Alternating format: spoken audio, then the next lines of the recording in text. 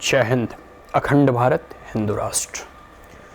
देखो, news click के ऊपर कल रेड हुआ, कई लोगों की धरपकड़ भी की गई, पूछताछ किया गया। इसको लेकर जितनी भी कह सकते हो ना, उनके गैंग के हिस्से वाले लोग थे, जितने भी चाइनीज एजेंट के समर्थक थे, सभी ने हाई तौबा मचाने प्रारंभ कर दिए। और जब भी कोई ऐसी कार्रवाई होती है तो सबसे पहला पता है उन लोगों का क्या, जो कह सकते हो कि कोटेशन रहता है कि लोकतंत्र पे हत्या है जी। मीडिया तो जो है लोकतंत्र की चौथी स्तंभ है, और मीडिया पे हमला मतलब लोकतंत्र पे हमला। भाई, ये मीडिया पे हमला नहीं किया गया, मीडिया कर्मी को अरेस्ट नहीं किया गया, बल्कि देश विरोधी काम कर रहे ऐसे चाइनीज एजेंट को जो है पकड़ने का प्रयास किया गया, और ऐसे चाइनीज एजेंट पर जो है पूछताछ किया गया, और ऐसे चाइनीज एजेंटों के घर में जो है रेड की गई है। तो मीडिया पर रेड नहीं हुआ, पहली बात ये मैं क्लियर कर देना चाहता हूँ। दूसरा, ये लोग क्या कहते हैं कि डेमोक्रेसी ऑन पेपर है जी। अब तो भारत में फासिस्ट की गवर्नमेंट है, डेमोक्रेसी सिर्फ पेपरों पर है। भाई, डेमोक्रेसी आज भी भारत में जीवित है, और अगर फासिस्ट और डेमोक्रेसी पेपर पे कैसा होता है, इसका उदाहरण आपको जानना है तो आप इंदिरा गांधी का जो हुआ आपातकाल का जो पीरियड था ना, 1975 के बाद से 77 तक, इस कालखंड के इतिहास के बारे में आप पढ़ ले, जान ले, आपको पता चल जाएगा कि फासिस्ट कैसा होता है, और लोकतंत्र पर हत्या किस प्रकार से की जाती है, प्रेसों को कैसे कुचला जाता है, और फासिस्ट गवर्नमेंट कैसी होती है। ठीक है, और साथ साथ मीडिया अटैक और फ्रीडम इंडेक्स। एक मैं ट्विटर पे देख रहा था, कुछ महानुभाव कह रहे थे कि भारत को और फ्रीडम इंडेक्स की रैंकिंग में जो है पीछे जाना है, इसलिए वो मीडिया पर अटैक कर रही है। भारत को फ्रीडम इंडेक्स, जो कि ऐसे विदेशी टूल किट का हिस्सा होता है, ये सब फ्रीडम इंडेक्स, और ये सब इंडेक्स को भारत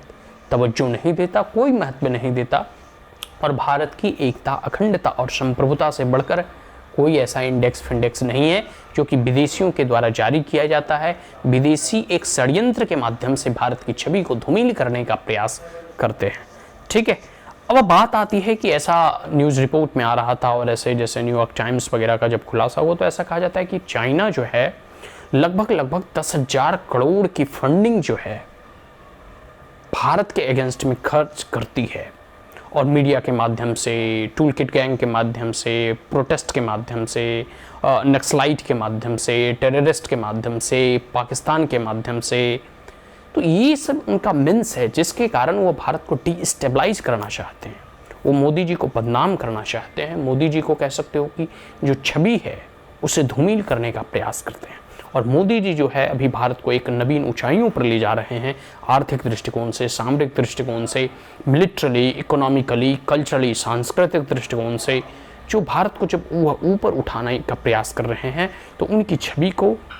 जो है इन चाइनीज़ एजेंट के माध्यम से धूमिल करने का प्रयास जो है किया जाता है, और इसके लिए बाकायदा फंडिंग की जाती है। और यही जो है न्यूयॉर्क टाइम्स वगैरह का जब खुलासा हुआ था, न्यूज क्लिक जो न्यूज़पेपर थी उसके बारे में, उसके बाद जो है ये बातें उभर कर सामने आने लगी। अब जैसे जैसे कहा जाता है कि ये चाइना का एजेंट है, इस पर अटैक हुआ है, इस पर जो है इसके घर में रेड की गई है, और यह बहुत जायज़ भी था, बहुत पहले ही हो जाना चाहिए था, इसमें लेट हो गया। सबसे बड़ा प्रश्न जानते हो कब आता है कि एक पाकिस्तान मिनिस्टर है, ठीक है, पाकिस्तान की जो अभी वर्तमान मंत्रिमंडल है उसमें एक मिनिस्टर है, वो जो है इसके सपोर्ट में आ गया और कहने लगा केम टू डिफेंड इन। जब भी रेड हुआ तो उसके बाद उसके द्वारा ट्वीट किया जाता है। अब बताओ, जब ऐसे पत्रकारों की धरपकड़ होती है, ऐसे न्यूज क्लिक वाली संस्थाओं के ऊपर रेड डाली जाती है, तब अगर एक पाकिस्तान में बैठा हुआ मंत्री उसके सपोर्ट में अगर ट्वीट करता है, तो आप समझ लेना कि इसका नेक्सस सिर्फ चाइना से ही नहीं, बल्कि ये गैंग, ठीक है, ये चाइना का एजेंट पाकिस्तान से भी जुड़ा हुआ है। तो सोचो ये भारत के लिए, संप्रभुता के लिए कितनी खतरा उत्पन्न कर रहा है, और किस प्रकार का नेक्सस और इसका जाल फैला हुआ है कि पाकिस्तानी जो है साले इसके पक्ष में ट्वीट कर रहे हैं। अब बात ये लोग कर लेते हैं ना कि फ्रीडम इंडेक्स की हमने तो बात कर ही ली, मर्डर ऑफ डेमोक्रेसी की हमने बात कर ही ली कि लोकतंत्र की हत्या ये लोग बार बार चिल्लाते रहते हैं, सो कॉल्ड जो इनके सपोर्टर हैं, ठीक है, ये हमेशा मर्डर ऑफ डेमोक्रेसी की बात करते हैं, लोकतंत्र की हत्या और फ्रीडम ऑफ इंडेक्स। लेकिन बात जब संप्रभुता की आती है, जब बात एकता और अखंडता की आती है, तो उससे कभी भी भारत और भारत के लोग समझौता नहीं करेंगे। ठीक है, अब बात करोगे मीडिया। भारत में आप मोदी जी को क्रिटिसाइज करो, भारत में बीजेपी को क्रिटिसाइज करो, मोदी जी की नीति और पॉलिसियों को क्रिटिसाइज करो, आपको कोई बोलने नहीं आएगा, कोई रोकने नहीं आएगा। लेकिन जब आप देश को क्रिटिसाइज करने लगते हो, जब आप देश की एकता और अखंडता पर जो है प्रश्न चिन्ह खड़ा करने लगते हो, जब आप चाइनीज के ट्यून पर डांस करने लगते हो, and this type of news journalist and this type of news click organisation is dancing on the tune of China.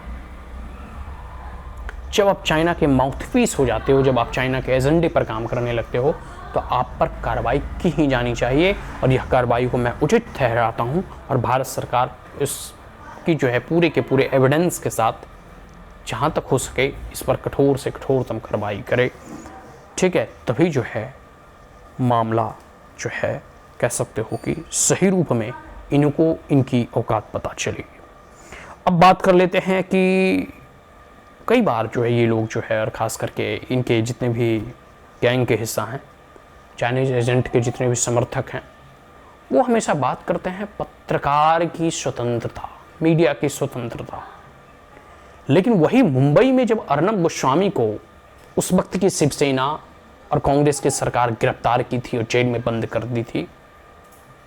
उस वक्त फ्रीडम ऑफ एक्सप्रेशन, उस वक्त मीडिया की स्वतंत्रता का क्या हुआ? तब तो बड़ा जो है एकदम अंदर ही अंदर सब खुश हो रहे थे।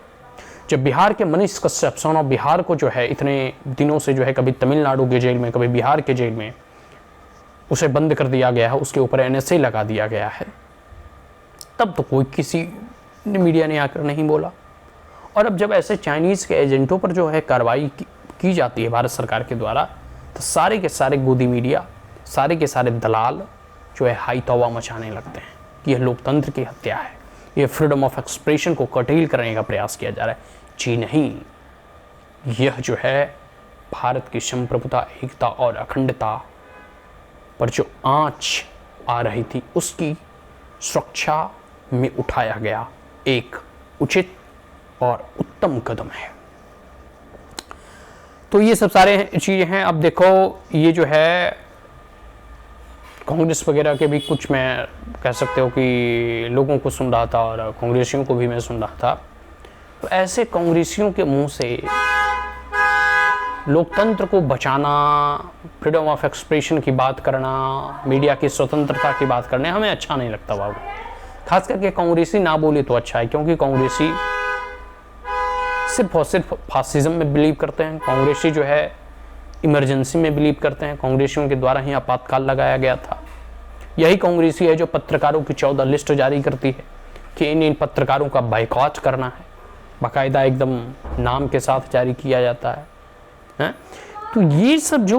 कहते हैं ना कि लोग हैं जो अपने आप को लोकतंत्र की दुहाई देते हैं, मीडिया की स्वतंत्रता की दुहाई देते हैं, और खास करके ऐसे कांग्रेसी,